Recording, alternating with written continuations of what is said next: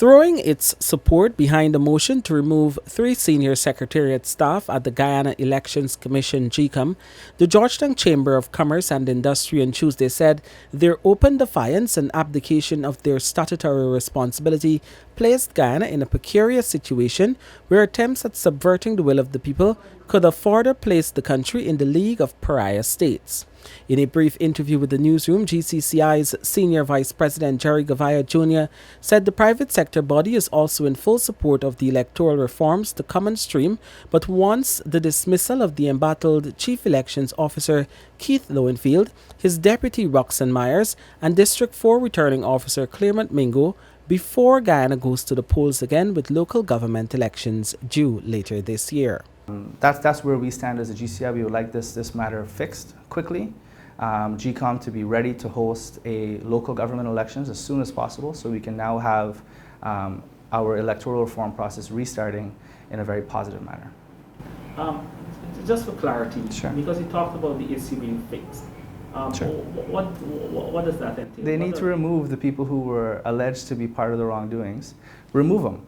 The GCCI said, as an accredited observer to the 2020 elections, it witnessed several acts of obfuscation, open defiance to the instructions of the Commission and the courts by these agents who were duly bound to uphold the law. To this end, Gavaya said coming out of the wrongdoings are several issues that he would personally like to see corrected.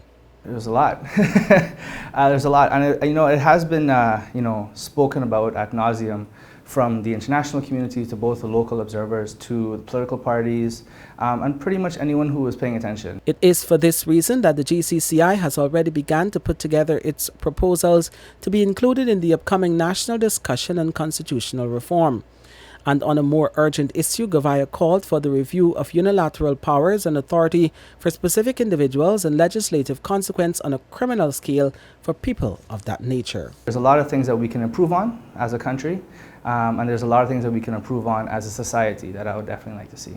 And some of the things that you're going to see us talk about from the Chamber of Commerce perspective is things like unilateral powers and authority for specific individuals.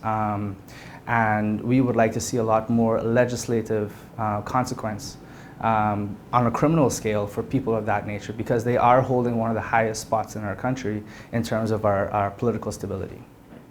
The GCCI urged that the events of the 2020 election serve as a stark reminder and be used as the impetus to undertake the necessary reforms to the electoral process.